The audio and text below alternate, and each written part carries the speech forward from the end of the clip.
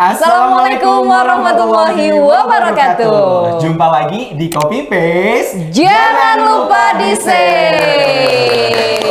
Yeay. Senang banget hari ini kita ketemu lagi dalam program Copy Paste ya Bal ya. Betul. Setelah berabad-abad kita nggak muncul. Akhirnya kita muncul lagi. Akhirnya kita muncul lagi, seneng banget. Dan spesial episode kali ini kita bahas apa nih Bal? Ada sosok yang menginspirasi aslinya dari Kabupaten Wonosobo. Keren banget ya. Tapi sebelum kita panggil sosoknya, Kita pakai ritual tadi. ya, sebelum kita undang nih bintang tamunya hari ini, kita mau ngingetin buat kalian yang nggak pengen ketinggalan informasi soal kita, cielah. Ya. Kan sayang banget kalau ketinggalan episode-nya. Iya ya. Jangan lupa follow Instagramnya di @fazalutfia26. Dan @iqbal.saurus. Bukan itu. Di @pw.kreatif, @pesona_fm Wonosobo, Terus ada di official Wonosobo TV. Untuk acara-acara kita bakalan tayang di YouTube-nya Web TV Wonosobo setiap hari Senin jam 3 sore. Terus bakalan mengudara di Radio Pesona di hari Minggu jam 8 pagi. Yeay, jadi jangan sampai ketinggalan informasi soal kita ya.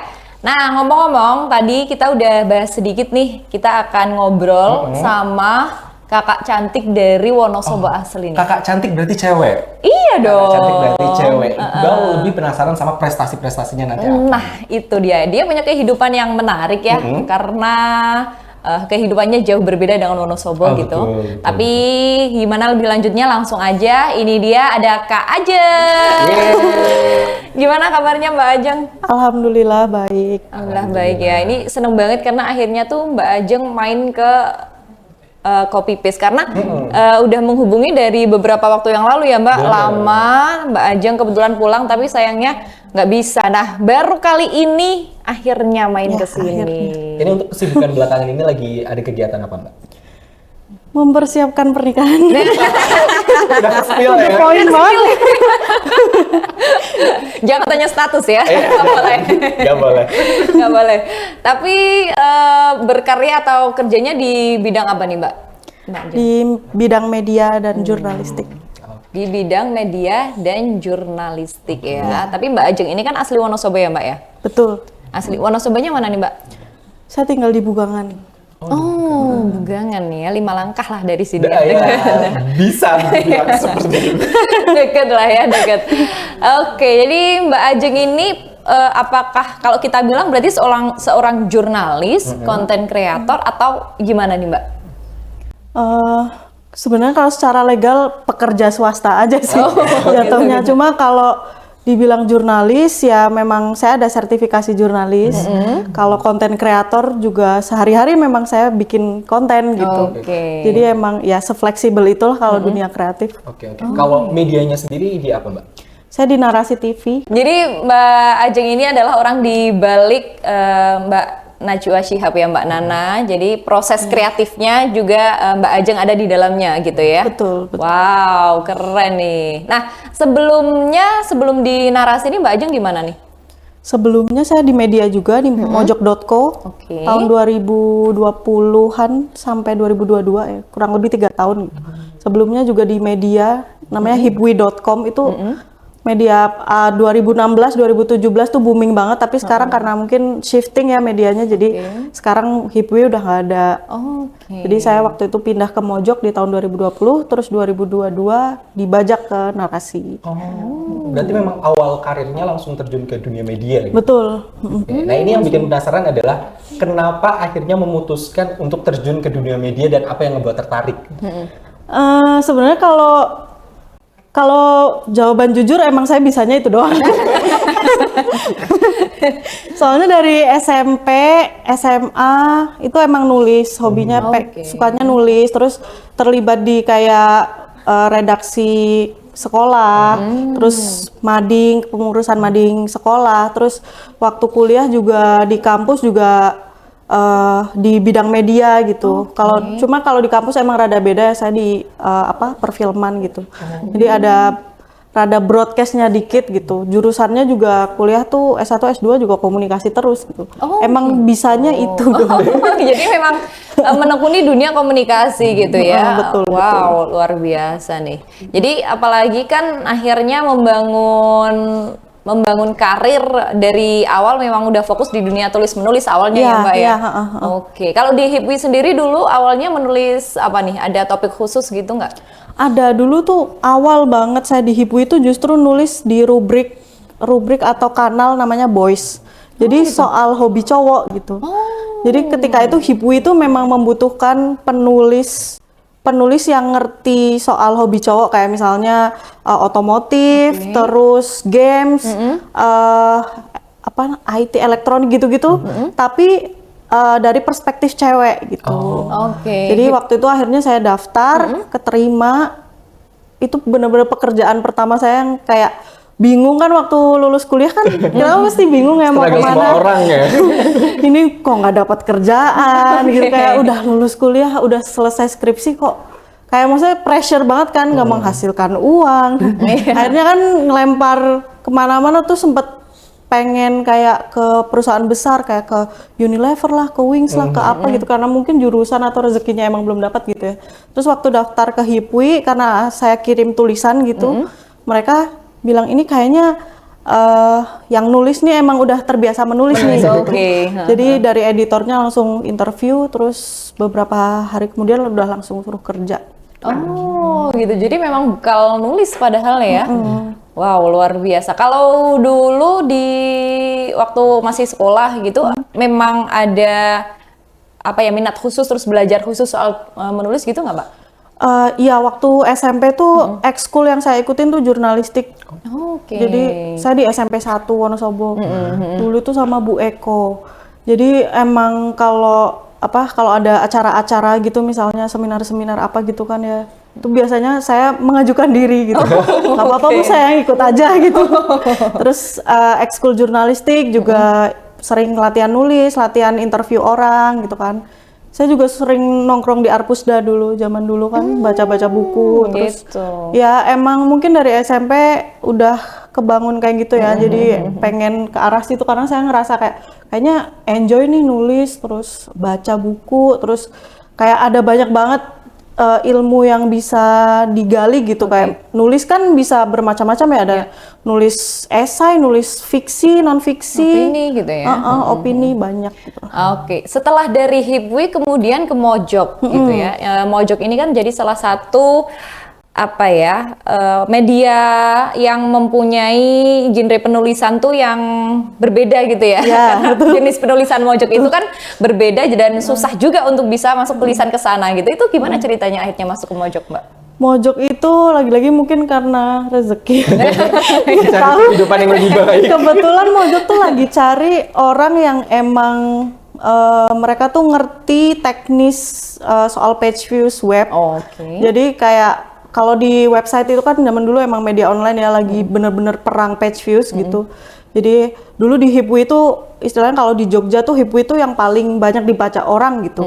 Nah terus Mojok nih punya konsep, punya tema sendiri yang menurut mereka tuh lebih gitu, lebih niche gitulah segmennya. Tapi tuh mereka nggak bisa dapet page views yang setinggi Hipwi gitu. Terus ketika Hipwi lagi rada-rada oleng gitu, saya coba nyari-nyari, ketemu kok mereka buka lowongan gitu. Saya ngajuin aja iseng gitu. Terus di interview, ketika di interview itu ternyata mereka, ini kita lagi emang nyari anak Hipwi banget gitu. Cocok berarti ya. Malam-malam itu saya inget banget interviewnya tuh malam-malam, besoknya ujian tesis. Malam-malamnya interview Mojok. Tapi ya nggak apa-apa lah, malah jadi keinget terus gitu. Terus pas malam-malam itu interviewnya ditanyain kan, kamu tujuannya apa sih pindah ke Mojok, padahal di Hipwi kan mungkin udah enak. Ya cari duit Mas. Ya jujur aja gitu sih, cari duit. Soalnya Hipwi udah rada gini, terus oh ya udah deh kerja di sini aja gitu. Akhirnya akhirnya masuk Mojok. Terus mulailah di Mojok tuh momen dimana saya mulai explore banyak jenis tulisan gitu. Kalau Hipwi itu kan emang kayak lebih normatif gitu tulisannya. Kalau di Mojok tuh bener-bener lebih istilahnya dalam tanda kutip gila lah. Kayak temanya explore, terus jenis tulisannya, bahasanya tuh explore habis-habisan gitu di Mojok. Kalau kata Mas Agus ya akrobat gitu ya. Akrobat gitu. Betul. Nah kemudian berarti dari Mojok langsung terjun ke narasi. Iya, dari Mojok itu jadi salah satu teman saya di Hipwi dulu, itu dia jadi eksekutif produsernya Mbak Nana di Mata Najwa di Narasi ya. Terus mereka lagi butuh sosmed. Nah, itu momen shifting juga nih karena nggak tahu kenapa dunia penulisan itu memang kalau bicara realistis untuk cari kerjaan gitu semakin sempit ruangnya. Jadi kalau nggak nulis buku, nulis artikel pun sekarang media juga orang-orang jarang yang baca gitu. Penulis buku pun royaltinya nggak sebesar itu gitu. Jadi kalau bicara realistis, bicara bisnis emang para penulis itu tuh harus putar otak gimana caranya cari skill baru yang mereka tuh bisa alokasiin keahlian menulis di media-media yang baru gitu. Pokoknya bisa masuk di tipe-tipe bisnis media yang baru gitu. Akhirnya waktu itu saya belajar sosmed. Nah, kebetulan sama pemilik Mojok tuh Mas Putut. Diserahi tanggung jawab untuk coba aja kamu utak-utik sosmednya Mojok gitu, bisa atau enggak gitu. Akhirnya mulai belajar soal sosmed, soal ya kayak insight Instagram gitu, impression itu apa, terus pokoknya banyak hal gitu soal data-data sosial media. Baru akhirnya entah kenapa setelah mungkin ada 1 tahun atau kurang dari 1 tahun ya saya lupa, itu Narasi khususnya Mata Najwa itu juga lagi membutuhkan sosial media gitu. Terus akhirnya ya udah salah satu teman saya itu yang invite saya untuk interview dan mereka cocok, ya udah saya berangkat ke Jakarta. Gitu. Berarti sebelumnya masih di Jogja waktu di Mojok itu ya. Kuliahnya juga di Jogja, Mbak? Kalau kuliah S1 tuh di Malang, di Brawijaya. Waktu saya kerja di Hipwi, saya nyambi kuliah juga di UGM. Oh gitu. Terus akhirnya dapet di Mojok dan waktu invite ke Narasi akhirnya pindah ke Jakarta. Nah, betul. Ada culture shock nggak di Jakarta kan? Karena kan Kota jujur, besar ya, iya ibu kalau kota jujur kan? dari story-nya Mbak Ajeng kan kita orang kabupaten ya. Mbak Ajeng kan orang kabupaten walaupun pernah di Malang, walaupun pernah di Jogja gitu. Tapi kemudian ke Jakarta, apalagi langsung ke timnya Mbak Nana gitu ya. Apa yang pertama kali bikin Mbak Ajeng tuh, ternyata kayak gini ya, gitu. Apalagi langsung Jakarta, ya. produknya tuh langsung ke televisi dan figurnya tuh figur Najwa Shihab gitu loh. Yang memang itu sudah gimana, figur Mbak? besar juga. Gitu. Shocknya tuh kalau di pekerjaan ya, shocknya adalah ternyata kalau media udah besar gitu, udah terkenal, udah punya nama, mereka soal narasumber tuh milih gitu dan seleksi itu paling kelihatan ketika di Mojok. Kita kan misalnya mau bikin video untuk podcast ya, kayak podcastnya Mas Putut dan Mojok itu. Nah itu kita kan biasanya dia mau nggak ya, cocok nggak ya untuk kita? Ya, Nah, betul. jadi cocok nggak untuk kita, dan mungkin teman-teman di sini yang di dunia broadcast gitu nyari narasumber, dia cocok untuk kita nggak? Audiens kita tuh kenal dia atau enggak? Ya, gitu-gitu betul, kan betul. ada yang beberapa yang dipikirkan. Tapi begitu ke Mata Najwa langsung high call, langsung saya inget banget rapat pertama itu mau ada liputan ke Timor Leste. Terus waktu itu kan kita nggak tahu apa-apa ya soal Timor Leste, maksudnya kita cuma tahu dari internet gitu. Besok interview siapa ya gitu. Itu carinya bener-bener langsung di kita buka layar besar itu cari googling presiden Timor Leste keberapa ini itu. Langsung Ini kayak top bisa tier-nya nih, gitu ya. langsung top tier-nya. Kayaknya kalau ini kurang. Jadi kayak kalau ini kurang kita harus ke presiden yang ini. Oh gitu ya. Jadi emang udah langsung, oh gitu ya. Kalau di sini emang langsung milih gitu. Ya itu sih shocknya kalau dari profesi, kalau dari kehidupan sehari-hari itu transportasi sih yang paling bener-bener beda banget mungkin kalau di daerah ya. Nggak cuma di Wonosobo, di Jogja, terus di Malang, di Surabaya tuh orang-orang tuh pada umumnya emang pakai kendaraan tuh motor, semuanya kemana-mana pakai motor karena emang transportasi umum tuh nggak memfasilitasi orang-orang untuk bermobilisasi gitu. Tapi kalau di Jakarta kita nggak pakai motor tuh nggak masalah gitu. Ada banyak cara untuk pergi ke suatu tempat dengan ini dan asal kuat jalan kaki aja dan bisa ngatur waktunya gitu. Dan kuat panas sih, Betul. panas banget. Oh gitu ya, ternyata ada perbedaan kerja di media yang mungkin kalau dulu kan beberapa waktu yang lalu Mojok masih belum se-booming sekarang ya Mbak ya. Kalau aku bilang tuh Mojok media indie gitu ya. Iya, Tapi dulu kan bener. belum seramai sekarang. Terus kemudian ke narasi ternyata culture shock-nya agak Culture shock-nya terasa ada. ya. Oke. Ini kira-kira butuh waktu berapa lama untuk bisa settle di Jakarta terus merasa apa ya nyaman di situ? Berapa lama ya?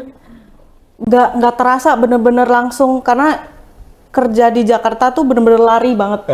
Kayak misalnya gini, kita bikin interview sama gubernur gitu, emang ada kasus misalnya, di hari itu juga sore itu langsung tayang, konten sosmed itu langsung naik, dia bener-bener lari gitu.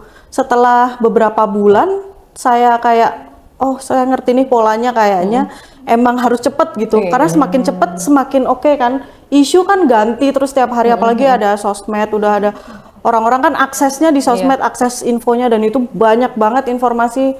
Kalau misalnya kita katakanlah ada korupsi Pertamina nih, terus kita hari ini nggak cover korupsi Pertamina, besoknya mungkin udah ada korupsi yang lain gitu. Jadi tuh kayak emang harus segera di apa ya namanya, di catch up gitu. Nah itu terus akhirnya berbulan-bulan setelah, oh kayaknya polanya gini-gini, itu saya udah ngerasa nyaman, udah ngerti gitu. Berarti emang di situ tempo kerjanya cepet gitu Cepet ya? banget, pertama dimarahin terus sama makanan. Oh gitu. Lama banget sih Jeng. Ya nggak apa-apa, namanya juga anak baru, mohon maaf dari Jogja. Gitu. Gitu. Bekerja di bawah langsung sosok Mbak Nana gitu ya, Najwa Shihab, di mana itu kan orang-orang hampir semuanya tahu. Anak-anak, adik-adik tahu Najwa Shihab nggak? Tahu ya, tahu gitu, bahkan itu kan menjangkau semua umur ya Mbak Najwa Shihab. Orang yang kalau di umur Gen Z itu mungkin orang yang disegani gitu ya, dikagumi, tapi di di gen baby boomers dan lain sebagainya, Mbak Najwa Shihab kayak dipandang apa ya, hormat gitu, maksudnya kan, segan orang-orang. Nah, gimana perasaannya Mbak Ajeng itu bisa gabung jadi timnya Mbak Nana gitu? Apa yang bisa didapatkan dari Mbak Nana gitu, kalau misalkan buat teman-teman, apalagi kita kan juga media ya, di media di kabupaten gitu, apa yang bisa kita laksanakan nih juga gitu? Sebenarnya awal-awal kalau aku pribadi gitu, awal ketemu Mbak Nana tuh ya pasti ada deg-degannya gitu, kayak belum pernah nih kayaknya kerja sama sosok yang sebesar itu. Kalau istilahnya, kalau kata temen aku, ketika mereka kerja sama influencer, Mbak Nana tuh hitungannya udah mega influencer. Dia kayaknya di Indonesia karirnya udah mentok gitu. Kalau mau naikin lagi ya dia harus keluar ya. gitu. Betul. Jadi emang agak, waduh gimana ya nanti. Bahkan awal-awal tuh saya mikirnya kayak, jangan-jangan emang nggak di bawah Mbak Nana langsung, maksudnya kayak mungkin ya paling previewnya ke manajer, previewnya eksekutif produser gitu. Ternyata enggak, dia emang ngecek langsung gitu, dan emang dia mengenal semua krunya secara langsung gitu. Kalau di narasi itu kan buat gambaran, jadi ada sekitar 150 karyawan di narasi yang terbagi jadi banyak banget divisi. Divisi konten pun dibagi jadi 3 pilar besar. Yang pertama narasi.tv, Instagramnya itu kan @narasi.tv. Yang kedua itu redaksinya atau yang news itu narasi newsroom. Kemudian yang ketiga adalah Mata Najwa. Nah, kebetulan saya masuk di Mata Najwa. Mata Najwa itu anaknya kurang lebih ada mungkin sekarang 12 orang. 12 orang itu ya setiap hari itu bertemu dengan Mbak Nana dan kerjanya di bawah Mbak Nana langsung.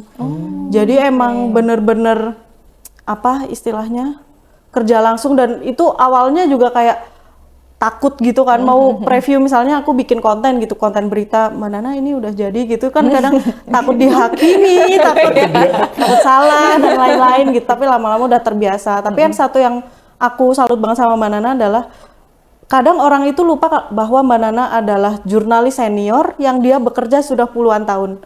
Kadang kan orang tuh ngertinya ya Mbak Nana gitu, artis gitu, atau orang yang pernah muncul di TV terus ya terkenal aja gitu. Padahal dia itu juga di balik sosok Najwa Shihab, dia adalah jurnalis yang emang pengalamannya tuh udah puluhan tahun gitu. Dan dia udah ke Aceh, udah ke liputan ke luar negeri, liputan di dalam negeri, mengcover semua apa ya istilahnya news yang ada. Jadi dia itu lebih tahu dari semua kru yang ada di situ. Meskipun mungkin kita kan ada Gen X, Gen Z, pokoknya multi apa ya istilahnya, lintas generasi betul.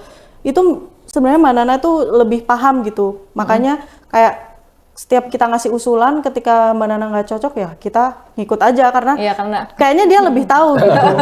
Emang lebih tahu dan benar banyak kebukti. Kayaknya kalau kita interview ini nanti publik bakal gini gitu. Nah dia tuh lebih ngerti. Oke. Nah, ini Mbak, aku juga yang tertarik kemarin itu kan di TikTok sempat ramai ya kalau Mbak Nana ini nggak respon, atau kemarin kan sempat ramai soal UU TNI, terus sampai banyak influencer yang bilang kemana sekarang Mbak Nana kok nggak menyuarakan dan lain sebagainya gitu. Ini sempat viral juga, akhirnya nama Najwa Shihab ini tercatut di situ. Nah, Mbak Ajeng sendiri sebagai orang yang juga di belakang itu gitu, gimana?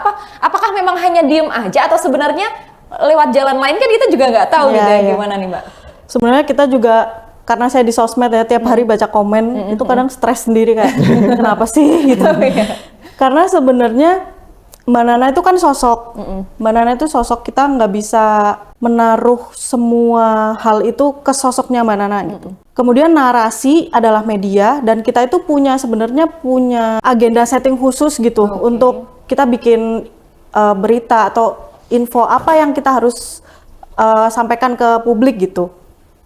Kemarin waktu UU TNI itu kita sebenarnya nggak diem, saya juga nungguin anak-anak kelar demo, bikin konten gitu. Tapi emang nggak di mata Najwa, di narasi newsroom. Mungkin banyak orang yang ngerasa kok Mbak Nana diem karena memang sekarang kami tuh nggak di TV lagi. Semenjak Trans 7 itu akhirnya Mbak Nana memutuskan untuk bikin media sendiri namanya Narasi, dan kita emang perlu berdikari gitulah, kita mandiri aja nggak usah pakai TV karena sensor TV kita udah nggak bisa ngehandle lagi. Jadi kita bikin media sendiri, kita atur beritanya sendiri, dan itu semua di channeling ke Narasi Newsroom. Tapi mungkin orang-orang tuh merasa pengen Mbak Nana sendiri yang ngomong nih gitu. Harus Mbak Nana sendiri yang, padahal ya di luar itu kita ngomongin terus UU TNI gitu. Dan emang kita mempersiapkan untuk hal yang lebih besar, karena kemarin rame UU TNI itu ya kita approaching ke Pak Presiden langsung gitu. Akhirnya kemarin kan mungkin ketika Mbak Nana interview Pak Prabowo kemarin, mungkin sebagian orang merasa oh iya ya ternyata masih ada gitu. Tapi kan kita nggak bisa bilang secara langsung kita masih ada, kalau kita nggak bisa ngomong gitu. Kita kan udah kenal nih sama Mbak Ajeng tentang dunia pekerjaannya, dunia karirnya. Sekarang kita mau kenal biar lebih personal lagi. Nah ini Iya. Nah kali ini bakalan ada beberapa fun fact menarik dari Mbak Ajeng yang kita korek-korek terus bisa diklarifikasi nih benar atau salahnya. Langsung kita lihat aja fun fact yang pertama. Nah ini, walaupun udah ke-spill tadi ya. Walaupun udah spill nih. Fun fact yang pertama, Mbak Ajeng sebentar lagi mau menikah. Iya. Berarti udah nggak boleh naik status. Nggak boleh naik status, sudah dilarang. Ya betul itu calon saya. Kebetulan ikut ya. Jadi memang ini pulang ke Wonosobo dalam rangka itu Mbak? Iya betul.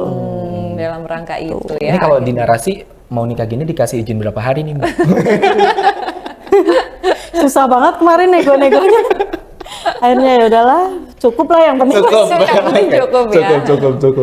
Tapi ini nggak sih Mbak, orang dengan, maksudnya karir di Narasi itu kan salah satu menjadi impian banyak orang ketika di jurnalis ya. Terus kemudian di Narasi, kenapa kemudian memilih menikah gitu?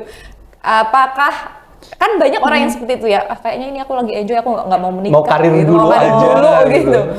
Mbak Ajeng kenapa kemudian akhirnya memilih menikah? Menurut saya Maaf ya Mas, maaf ya. jangan anu nih. ntar di rumah pasti tanya ada lagi. Ini membuat ragu nih. Aduh, Tar-ketir gitu.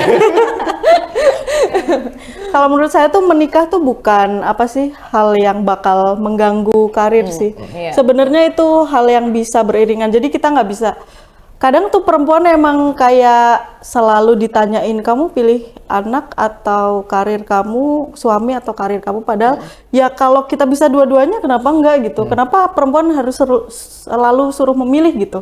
Padahal kita menjalani dua-duanya bisa-bisa aja kok gitu. Oke, ini Mbak Nana banget ya. Tapi betul sekali ya. Karena kalau bisa dua-duanya kenapa harus milih satu doang jalurnya? Bener, kalau bisa tiga ya silakan, tapi saya sih capek kayaknya. Capek ya. Oke, jadi mantap dengan pilihannya. Insya Allah. Insya Allah. Tolong ya, Taza, tolong ya. Kita mending langsung ke fun fact yang kedua aja. Takut huru hara. Oke, fun fact yang kedua. Mbak Ajeng ini pernah suka koleksi postcard. Bener atau enggak ini? Tahun 2017, 18, 19 kalau nggak salah, itu sering banget bertukar postcard sama random gitu, orang random aja. Tiba-tiba ada orang Rusia, ya udah tukeran. Emang ada komunitasnya gitu. Oh, gitu. Jadi ketika misalnya saya dapat postcard dari orang Rusia, terus saya harus kirim ke orang di Belanda gitu misalnya, itu bisa. Jadi kita emang saling bertukar postcard dan saya tuh paling memorable adalah postcard yang saya minta dari Korea Utara. Itu ada yang dapat. Korea Utara loh. Jadi ada salah satu fotografer Australia, dia itu memang bekerja di Korea Utara untuk ngambil berita di sana. Jadi saya tuh ya SKSD gitu lah, bilang kayak boleh nggak aku minta postcard gitu.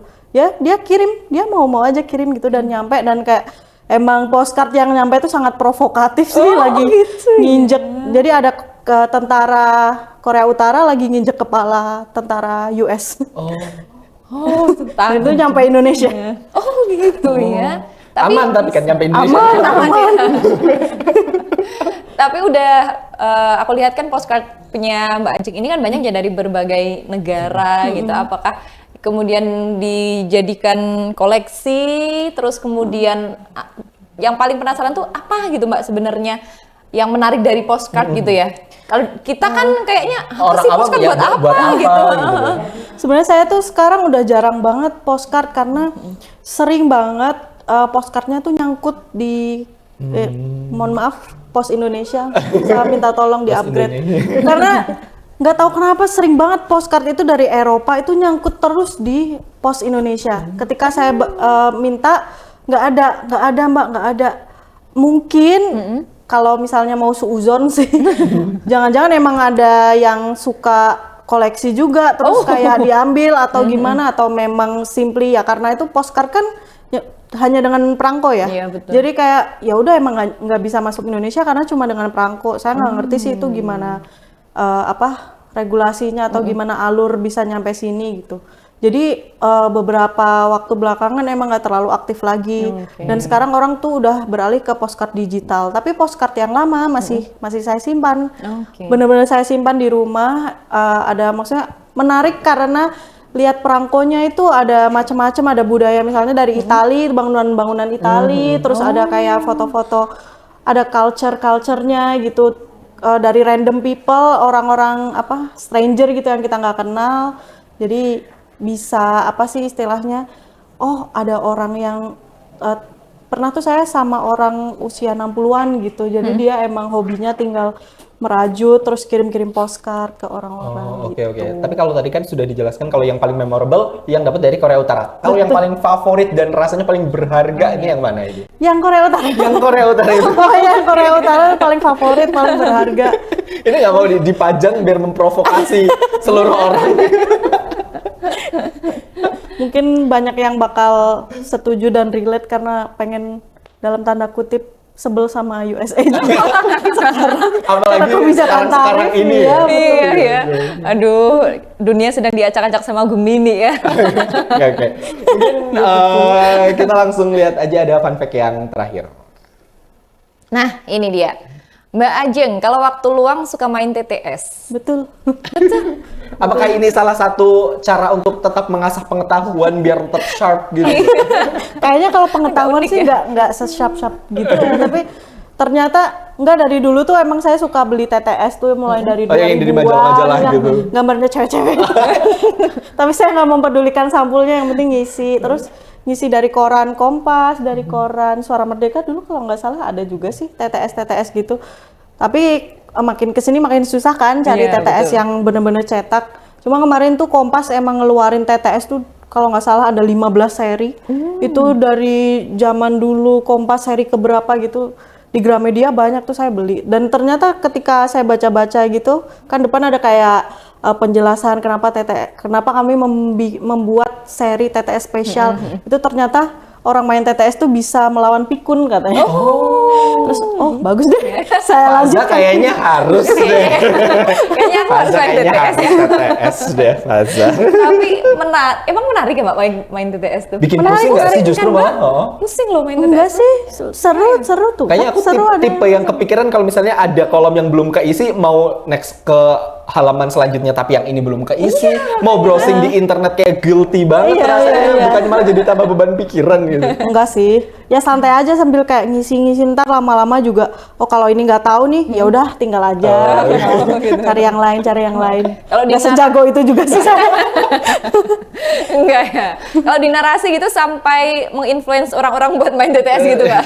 Enggak sih, kalau di sana emang nggak bisa kerja terus. Oke. Oke deh. Ini Mbak, sebelum kita ke wifi area, Mbak Ajeng akhirnya setelah bertahun-tahun berkarya di dunia orang, balik ke Wonosobo gitu. Apa yang pengen disampaikan ke anak-anak muda Wonosobo, terutama kan sekarang dunia media lagi berkembang ya Mbak, dan di Wonosobo banyak sekali gitu. Apa yang bisa disampaikan dari yang Mbak Ajeng dapat?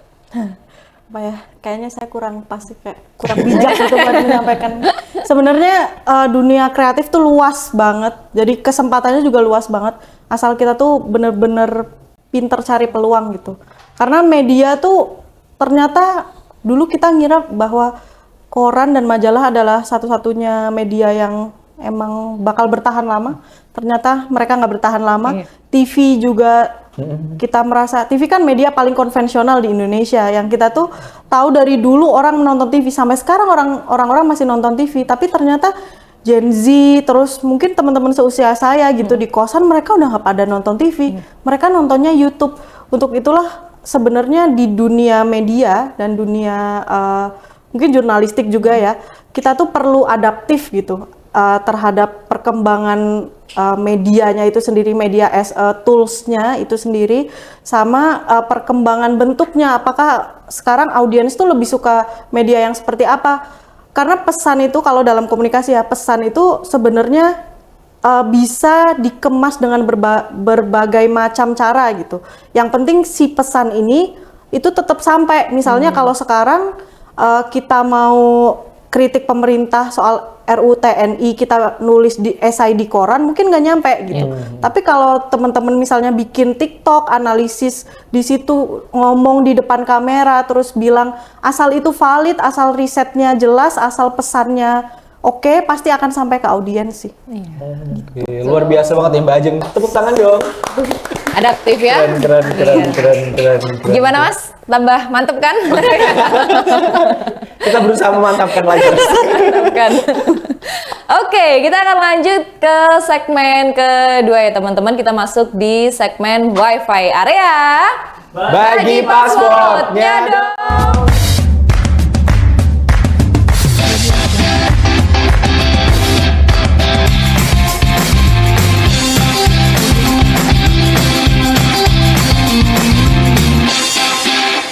Oke, di segmen wifi area ini Mbak, kita bakalan ada beberapa video ya tentang dunia ini.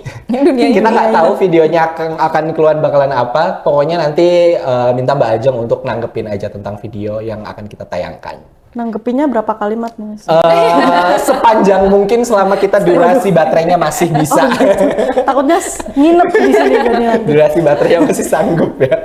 Oke, langsung aja kita lihat ada video yang pertama.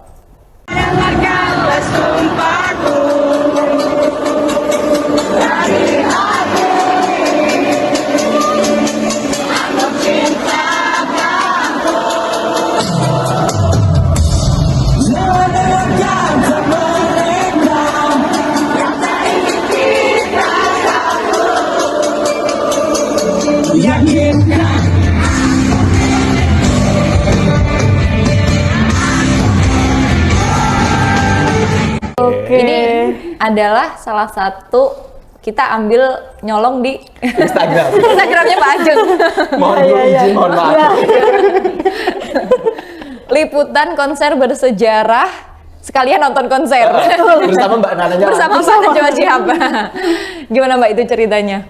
Itu adalah apa ya istilahnya, rangkaian pertama dari series musik yang dibikin Mata Najwa. Jadi Mata Najwa tuh sempat bikin liputan series musik Dan yang pertama adalah Dewa 19. Kemudian setelah itu Tulus, Raisa, kalau nggak salah kemarin Coldplay juga kita sempat ada interview Chris Martin. Dan Dewa itu yang pertama benar-benar saya baru pernah liputan boleh naik ke atas panggung waktu JR. Naik ke atas panggung. Mas Dani lagi nyanyi saya gini boleh. Boleh. Oh, biasa kan kita di backstage gitu ya, Iya. naik di atas panggung. Naik di atas panggung. Emang Dewa 19 itu kan culture-nya beda ya sama band-band lain yang Dewa tuh kayak bebas aja gitu. Jadi kalau mau tiba-tiba selfie gitu sama siapa Om Tio Nugros, boleh selfie dong? Boleh. Bebas terserah gitu. JR-nya boleh masuk, ke backstage boleh, kapan aja boleh deh gitu. Atau karena memang Mas Dani yang mengizinkan ya, saya kurang tahu, tapi anak-anak Mata Najwa bebas mau di konser di sini, mau nginep mau apa. Salah satu privilege bekerja di media besar ya. Betul. Oke, jadi memang apakah itu juga menjadi salah satu concern Mbak Nana, Mbak? Karena biasanya kan yang kita tahu temanya tema yang berat gitu ya, tapi kemudian ke musik gitu. Itu bagian dari usaha kita untuk adaptif itu tadi. Oke. Karena sebenarnya dari story, dari cerita itu pasti ada yang bisa diintisarikan kok. Nggak cuma politik, kayak misalnya musik soal Dewa gitu. Ternyata gimana sih perjalanan dia jadi legend, terus dedikasi orang-orang di baliknya dan lain sebagainya, itu ada benar-benar cerita, ada liputan yang bisa kita ambil. Kayak sama aja kayak di jurnalistik, ada hard news, ada soft news, ada feature. Oke, segalanya itu ada intisarinya. Oke, gitu ya. benar. Lanjut ya, kita lihat buat tayangan yang kedua. Balik layar Maranaiwa, Shek-Shak-Shak. Linda Tanken, Abram Tule. Gladi Resikti. Kau ni apa? Kau tinggal sini ke? Tak sama. Rappy and Pony Cedar Dream. Acha Camera Tebeg, di Kelasnia. El Acha Posisi Guide. Ready action.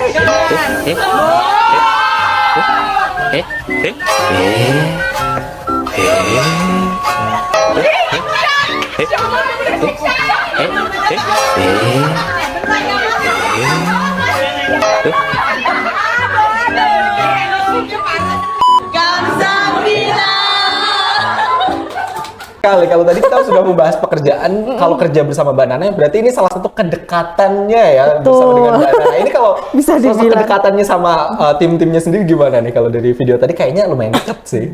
Iya sih sebenarnya kalau Mbak Nana sama timnya yang tim inti yang Mata Najwa emang karena tiap hari kita ketemu ya, Senin sampai Jumat di kantor pasti ketemu Mbak Nana, kecuali kalau dia ada jadwal lain gitu. Jadi ya memang ya kayak temen gitu. Emang udah kayak temen gitu. Kadang kalau misalnya searah juga kadang saya nebeng. Jadi pengen nebeng. Kira-kira kemojotan enggak ya Mbak Nana? Coba ya. Pengen nebeng. Paling banter kita nebeng Pak Fahmi, paling banter kepala dinas sih. Nebeng Najwa Shihab cuy. Itu waktu buka bersama tahun kemarin kalau nggak salah. Emang lagi kayak ya udah kelar kerjaannya terus santai-santai lah makan di Korea. Ada kamsahamnida. Karena Mbak Nana yang bayarin. Tapi memang berarti di belakang layar tuh Mbak Nana sosok yang gimana, Mbak? Mbak Nana tuh seru kok, seru orangnya seru kayak meskipun Mbak Nana emang beda generasi ya sama kita cuma dan obrolannya lebih ke kayak apa elit politik gitu kayak emang ngerti apa hal-hal yang kita nggak ngerti gitu. Cuma dia bener-bener bisa mingle gitu sama anak-anak. Ya kadang diajak main TikTok juga mau gitu. Kalau pas lagi moodnya enak ya, kayak pekerjaan nggak banyak ya, ya udah mana main TikTok gitu. Kalau lagi duduk bareng tiba-tiba ngobrol elit politik, undang-undang itu nggak Nggak shock tiba-tiba ya? itu kayak Shock. wah tiba-tiba kita lagi santai obrolnya berat nih gitu. Ya itu sehari-hari sih. Dunianya berat ya ternyata ya. Oke. Udah selesai kayaknya segmen kita, tinggal closing kan, betul Udah. kayaknya tinggal. Wifi area-nya closing. selesai? Kan ini Oke. segmen terakhir kebetulan. Nah, setelah ini kita masih ada segmen terakhir ya. Ini nama segmennya apa ya, Bal? Kita langsung aja, ini segmen yang dihindari host-host dari PW Kreatif. Ya, betul. Kebetulan kita hostnya kan ada lumayan banyak. Nah, kita menghindari segmen yang satu ini. Karena segmen ini salah satu segmen yang membuat hostnya merasa bodoh, tidak bisa bermain, Bodohan host dan ini. kurang. Ya. Kita masuk dalam segmen main bareng Mabarsku.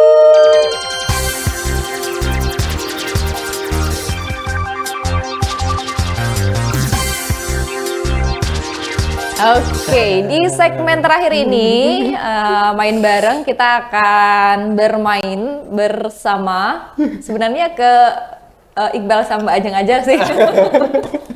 Ini saya yang deg-degan ya, Pak. Aduh, hostnya aja males Gitu. ini. Ya iklimnya emang dibuat kayak gitu, Mbak, biar Iklimnya deg-degan ya. biar deg-degan dulu. Jadi Ya. pada segmen ini kita bakalan ada pemandu game namanya. Kecil. Langsung kita panggil ada Alecha.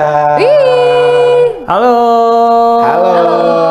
Main bareng. Mabarsku. Ketemu lagi bersama dengan Alecha. Gimana, sudah siap untuk bermain hari ini? Nggak siap. Ini adalah Super sebuah siap. jaminan ya, permainannya sangat seru dan menyenangkan. Suka. Ya. Dan Makin curiga. buat Mbak Ajeng Suka. ngomongin culture shock tadi, mungkin di sini agak shock ya. Shock. Jadi Suka. siap-siap aja karena nanti ada hadiahnya di akhir acara. Yeay. Ya. Dan permainannya adalah sambung kata. Gampang kan? Aku kira sambung ayam. Ayam. Loh. Padahal pengennya sambung ayam. Loh. Aku udah prepare semalam hafalan. Luar loh. biasa. Nggak, kayaknya sambung kata aja ya. Oke. Ya. Bukan sambung ayam kan? Itu sabung. Bukan ya. Aduh, nggak pakai sabung nih. Sambung. Sorry. Peraturannya gampang banget ya, nggak boleh nama orang, brand, singkatan, atau pengulangan kata yang sudah disebutkan sebelumnya. Langsung ya, oke, siap-siap ya. Nah, Ini buat Mbak Ajeng apa? nanya ini buat apa? Oh, itu hadiah buat seseorang yang nanti gitu ya. Langsung dapat hadiah ya. Jadi Iya. langsung di situ. Ini face painting, Mbak. Tapi Aman, cuman susah Tapi dihilangin. itu face painting tapi permanen. Kebetulan kalau kita main gamenya agak lama, ntar jadi avatar Bapak Ibu ya. Lebih ke Krishna. Oke, Seru ya. siap ya. Kita akan mulai kata pertama dari aku, dilanjutkan mulai dari Faza. Siap ya? Kata pertama, tidur. Durasi. Sial. Angkasa. Al. Al. Tetot. Yang penting jangan nyoret kakak aja, Mbak. Nah, Saya masih ikut orang tua. Oke. barusan suku kata terakhirnya adalah al ya, bukan ang. Oke. Ingat ya. Ang. Iya ya, ang. Betul. Oke, selanjutnya kita akan main dari Mbak Ajeng dengan kata pertama, cincin. Cinta. Tahu. Hujan. Janur. Tetot, terlalu lama. Kayaknya baju ini menarik warna yang sama. Nggak apa-apa, coret ya. Izin ya, Bapak. Lagi. 10 kali aja nggak apa-apa nih soalnya. Oke. Oke. Takut jadi avatar beneran. Oke ya. Wah, sangat bersaing sekali ya, Iya, menyenangkan. wow. Lanjut ya.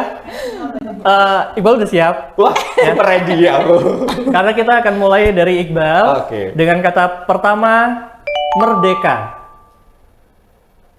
Kami. Kabar. Kami. Minggir. Giro. 3, 2, tetot. Nggak kuat. Aku mau resign boleh. Oke, kita balik lagi. Faza, siap-siap. Kata pertamanya adalah topi. Pisang. Sanggul. Gulung. Lungsur. 3, Surat. Ratu.